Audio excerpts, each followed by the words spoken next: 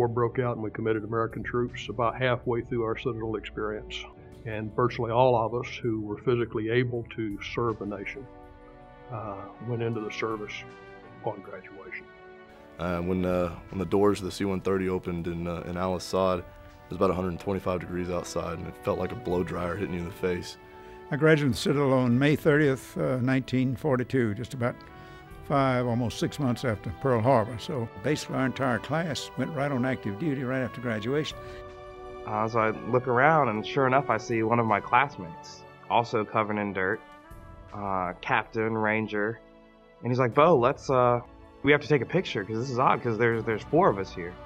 I was assigned to the famous 101st Battalion of the 2nd Battalion, 506th Infantry Regiment, which is my battalion, and then we deployed to Afghanistan. Yeah, I was 9 days in, checking in as a boot second lieutenant, and then several weeks later I'm no longer a tank platoon commander, but I'm a rifle platoon commander. We were part of the Regimental Combat Team 5, and we were just north of Baghdad when the statue fell.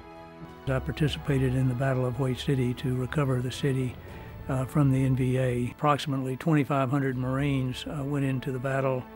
There were 10,000 to 12,000 NVA that we were up against. I went in with 120 Marines, and at one point I was down to 39.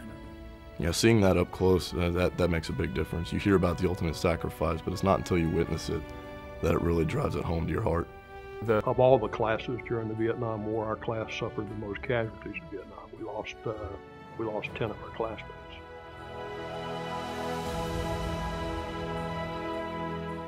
We started thinking, how many Citadel alumni have perished in conflicts serving their nation? And we went back and did some research on that and found that there are about 432 Citadel alumni who have served since the Mexican War in 1846 in service to their nation. They've done their duty, they served with honor, and that we needed to do something on campus to respect their service and sacrifice. Nothing says duty like raising your right hand and taking an oath to defend our nation. Nothing says respect as paying respects. And nothing says honor like the ultimate sacrifice. John Gardner, who is a Vietnam veteran, is a resident architect. We explained to John what we were trying to do, and we left him alone. Well, I have to say the war in Washington and the dignities of the black granite and the names engraved was definitely my first inspiration. And then the next thing would be to create, rather than an open wall on the campus, to create an enclosed, semi-enclosed space. Many of the colleges or public colleges around the country have memorials to their veterans and those who sacrificed their lives. They do it in the form of naming their football stadiums, war memorial football stadiums, or student centers. But none of them have the individual significance that identifies the sacrifice of a specific alumni and where they died and where they fell and the context of why they were serving. We wanted to do something that was unique, and we wanted to etch in stone for eternity, as long as the Citadel exists anyway, the names of our graduates and alumni who had been killed in service to the nation. I lost men.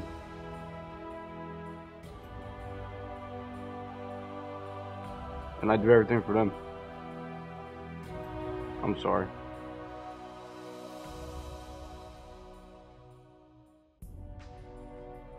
I do everything for them. A Marine, Lieutenant Dan Malcolm, was about 20 miles north of me when Fallujah was going on when he was killed. And Dan was a sophomore when I was his battalion commander in 3rd Battalion. First Lieutenant Ryan Rawl from Columbia, South Carolina. He was our honor rep. So I just realized his name would be on the memorial. They're people. They're people, and each one of them has a story. Everybody who ever puts on that Citadel Cadet uniform or wears that ring, you have a duty to them.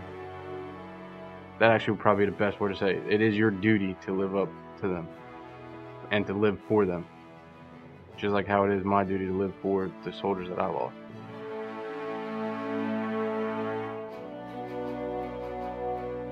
We're constantly in the theaters of war. Many of my closest friends are Navy SEALs, Marine Recon, Army Special Forces, and these are my classmates. So next time something goes off somewhere, whether it's Egypt, Pakistan, Iran, they'll probably be there. They will be there. And more of my brothers, my classmates, my sisters, will die. And if there's not an adequate space to show respect, if it's just a tiny placard on Summerall Chapel when we could do so much more, and all it will take is just a little more giving, then let's go ahead and do that.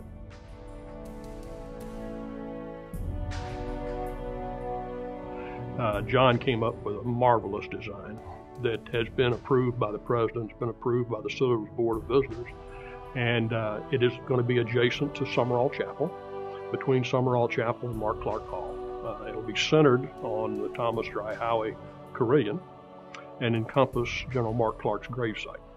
You know, all those things contribute to the meaning of the Citadel, and this memorial location becomes the focal point of all that. A place of respect and gathering thoughts and strength. Almost a well of strength, you could even say.